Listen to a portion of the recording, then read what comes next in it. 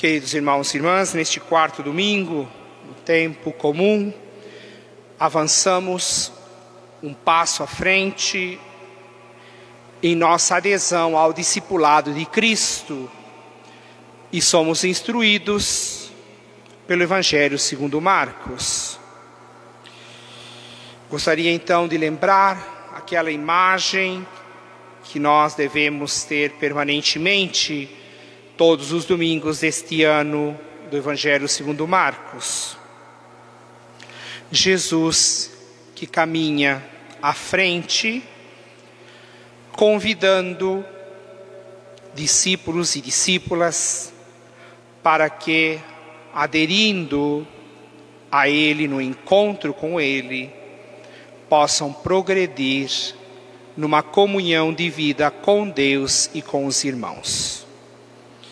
Então, esta imagem de Jesus que nos precede no caminho como mestre.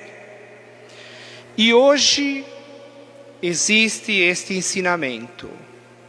A palavra de Jesus tem autoridade. A palavra de Jesus liberta do mal. Então guardemos esta imagem, passamos para a ideia que sustenta esta imagem.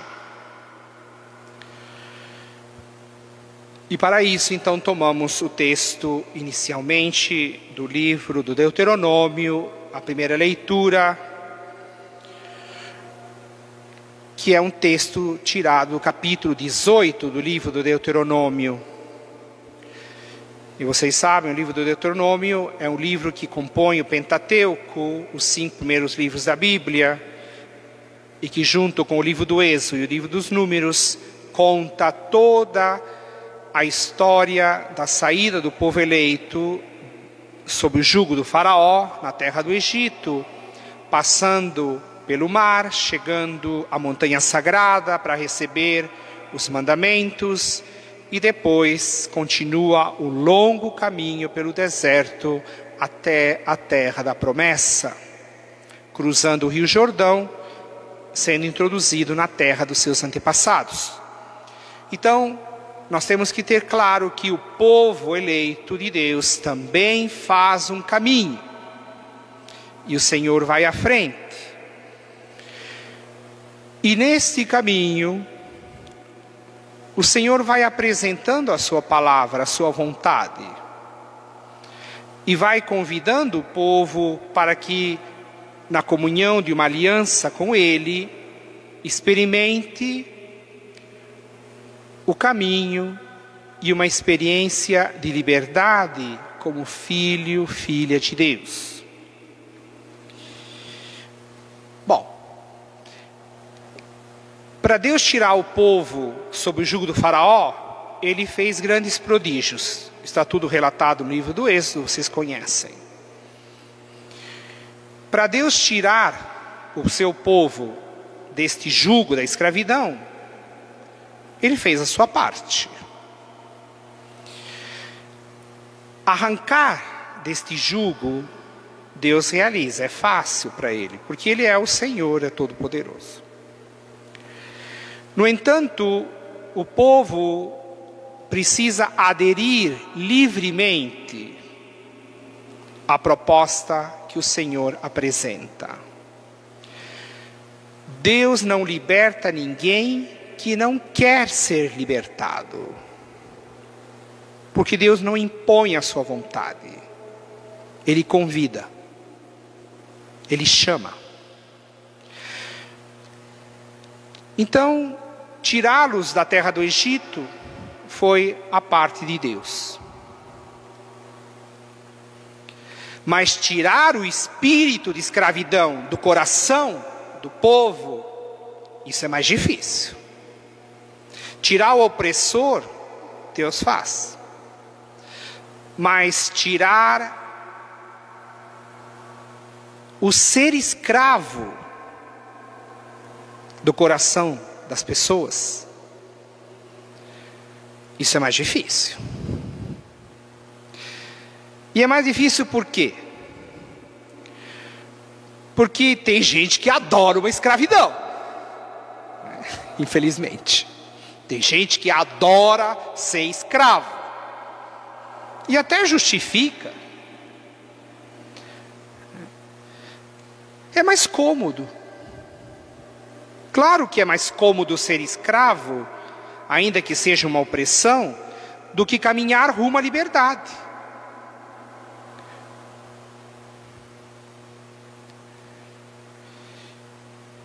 Porque caminhar rumo à liberdade significa assumir a responsabilidade da sua própria vida, não delegar a outros. Isso acontece, é só estudar um pouco de história, né? Isso aconteceu na civilização humana, cheios de exemplos de povos e nações que preferiram estar sob a opressão, sob o jugo de alguém, ou de uma nação estrangeira, ou dos próprios opressores escolhidos dentro da própria pátria. No entanto, o Senhor nos chama ao caminho da liberdade. Então, chegar na terra da promessa exige empenho. E exige uma docilidade a ouvir e acolher com alegria a instrução de Deus. E a instrução de Deus vai fortalecendo o seu povo para encontrar o caminho, para perseverar no caminho, para iluminar a consciência e o coração, e para chamar a uma conversão e uma transformação. Mas o salmo que nós cantamos nos adverte uma coisa muito importante: que o povo também diz não a Deus. Escolhe não seguir a sua palavra em alguns momentos e colhe os frutos dessa escolha. O salmista exorta: ouvi hoje a voz do Senhor. Não fecheis o vosso coração. Essa exortação é para nós hoje. Somos convidados a abrir o coração, a nos deixar transpassar por uma palavra que liberta, que salva, que regenera, que nos dá a oportunidade de viver de uma forma mais qualificada, participando da vida divina e colhendo os frutos dessa adesão. Enquanto mais o povo de Deus aderia à palavra, mais livre era.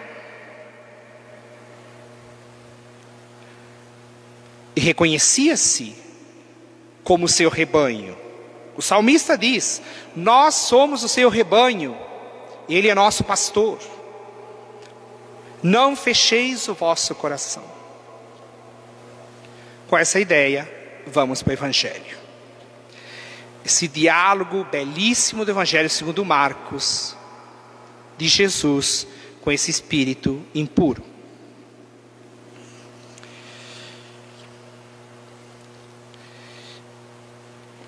Começa então. O que queres de nós, Jesus de Nazaré? É importante perceber que o Espírito chama Jesus pelo nome. Ele o identifica. Você veio nos destruir? Eu sei quem tu és. Tu és o Santo de Deus. E aí vem a primeira pergunta. E nós? Sabemos quem é Jesus? Sabemos quem Ele é? Sabemos reconhecer a sua presença entre nós?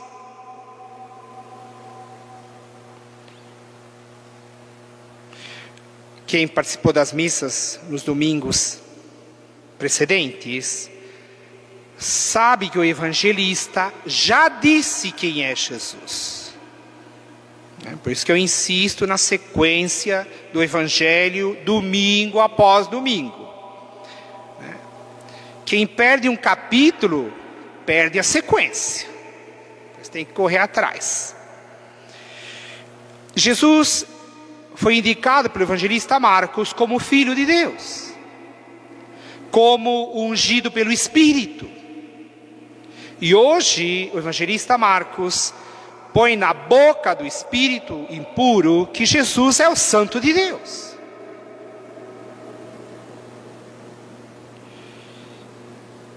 No entanto, Jesus lhe dá uma ordem: cala-te e sai dele. E o mais surpreendente é que o Espírito obedece Jesus. E por que surpreendente?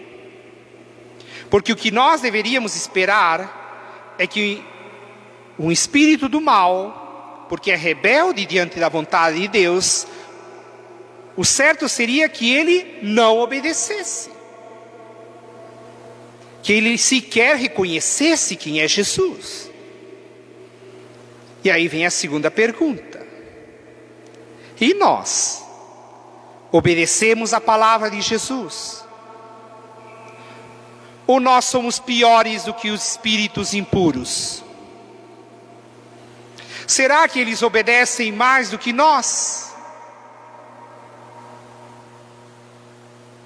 Mas tem um detalhe. Ele diz: viestes nos instruir?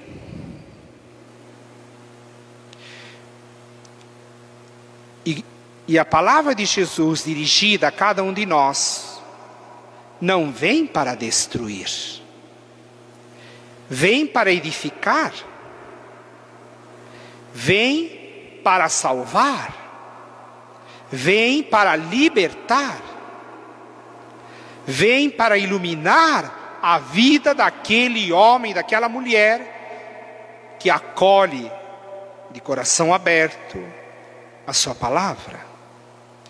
Que não é apenas ouvir, como diz o povo, quando eu estudei no interior de São Paulo, o povo usava essa expressão: com esses ouvidos que a terra há de comer. Ouvir a palavra não significa escutar com esses ouvidos que a terra há de comer.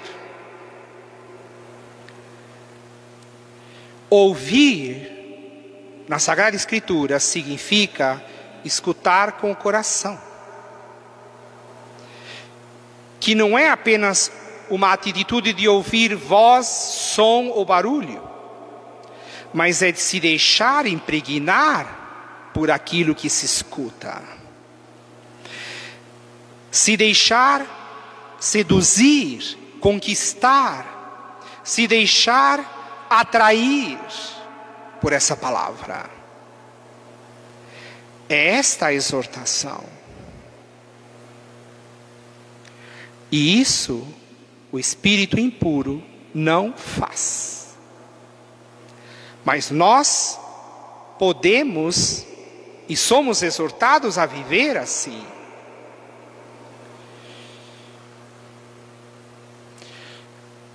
Continuando o Evangelho. Existe uma admiração na sinagoga. Quem é este? O que significa este homem que ordena aos espíritos impuros e eles obedecem? Quem é ele? Ele ensina com autoridade.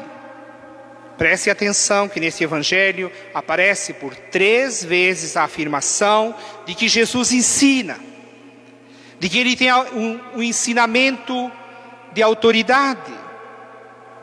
Ele é mestre. Ele é mestre. Ele é nosso mestre. Em que grau ele é nosso mestre? Damos ouvido a quais vozes no tempo de hoje?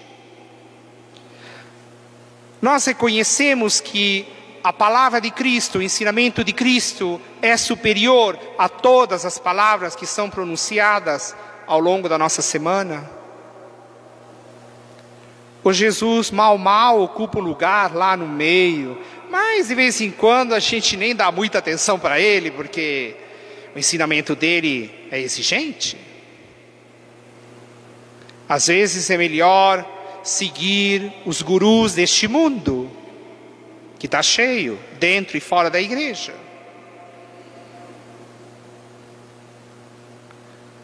Com aquelas ideias malucas, desequilibradas, mas que são atraentes. Oh, como são! Tem gente que dá a vida pelos gurus, mas não dá a vida por Cristo.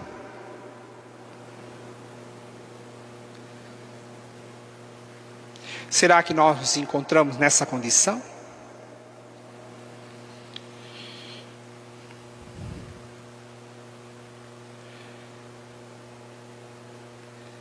Qual é a voz que tem autoridade sobre nós?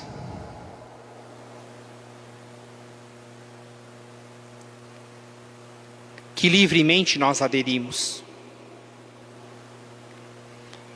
Um ensinamento que liberta e que conduz à terra da promessa? Que para nós cristãos a terra da promessa é o coração do Pai. É ter comunhão com o Pai de nosso Senhor Jesus Cristo, que é nosso Pai.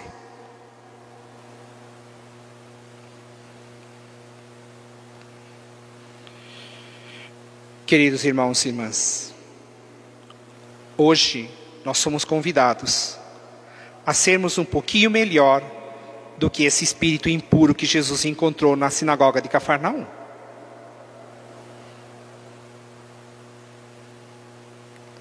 Não basta reconhecer quem é Jesus. É preciso reconhecer que a sua palavra nos edifica, nos constrói, nos liberta e nos salva. E que o seu evangelho é palavra de vida e não de morte. Ainda que as nossas autoridades digam: pode morrer. Tem cova para todo mundo nesse país. Não precisa ter pressa na vacinação. Deixa morrer. Estão morrendo 1.400 pessoas por dia no nosso país. Que é um escândalo. Que é uma atrocidade.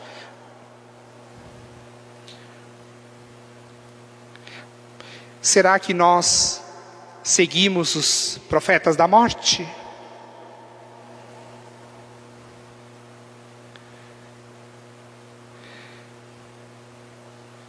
O que nós buscamos? A vida ou a morte? A liberdade dos filhos e filhas de Deus? Ou a escravidão, que mata e que destrói?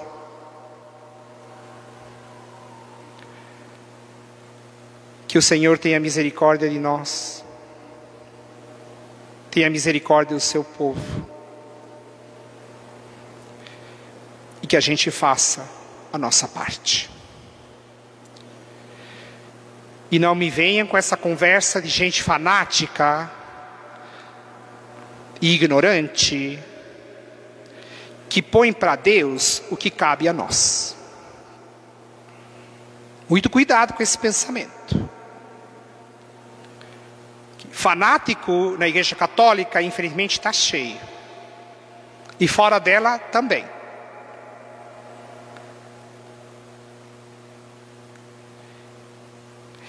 Nós temos uma responsabilidade pela nossa vida e pela vida do nosso próximo. E Deus nos deu a inteligência, Deus nos deu o conhecimento para colocá-lo a serviço da vida e não da morte. E é responsabilidade nossa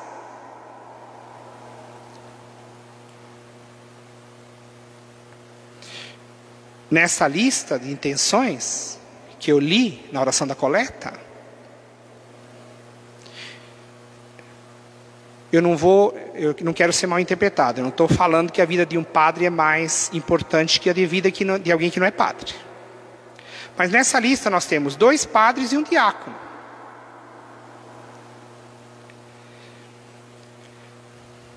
Então, qual é a responsabilidade nossa? Ah, porque a gente tem fé, a gente pode fazer do jeito que quiser, que Deus vai nos proteger?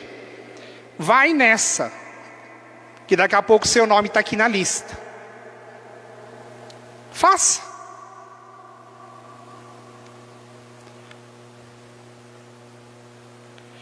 E pode até que seu nome não esteja, mas você vai ajudar a colocar o nome de outros na lista.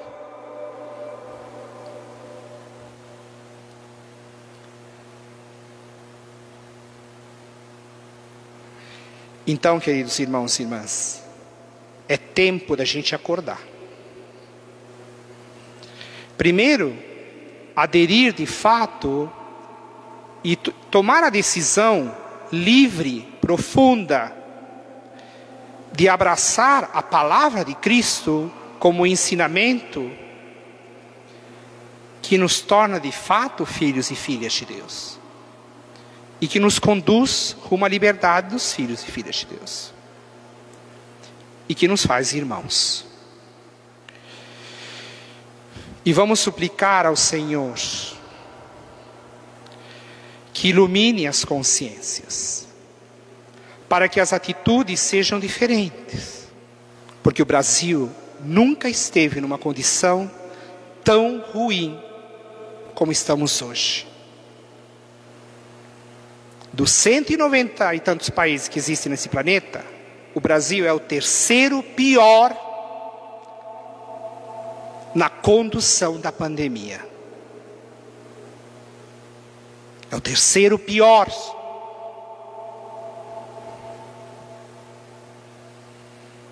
Então não é brincadeira. É duro a gente ter que rezar por um monte de falecido que poderiam ter sido evitados.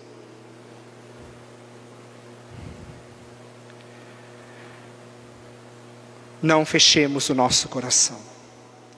Abramos a nossa vida e escancaremos a nossa vida ao ensinamento de Jesus, que não promove a morte e que sofre quando seu povo morre.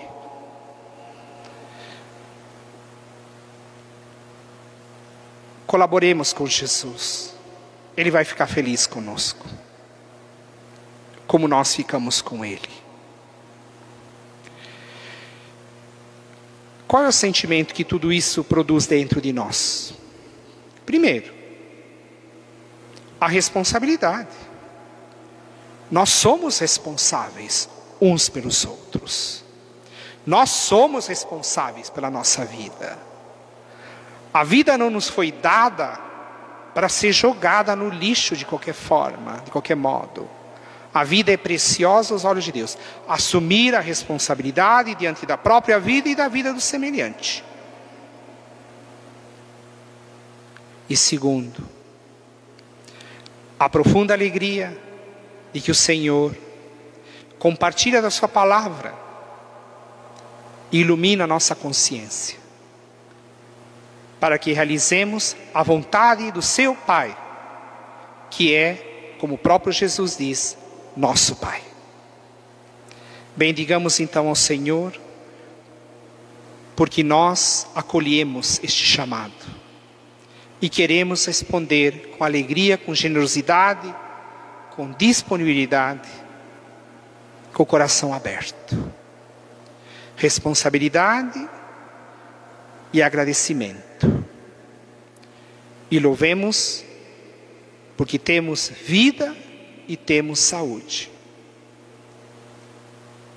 Enquanto em nossa pátria morrem só de Covid 1.300 pessoas por dia. Que o Senhor tenha misericórdia de nós, do mundo inteiro, do nosso país. Amém.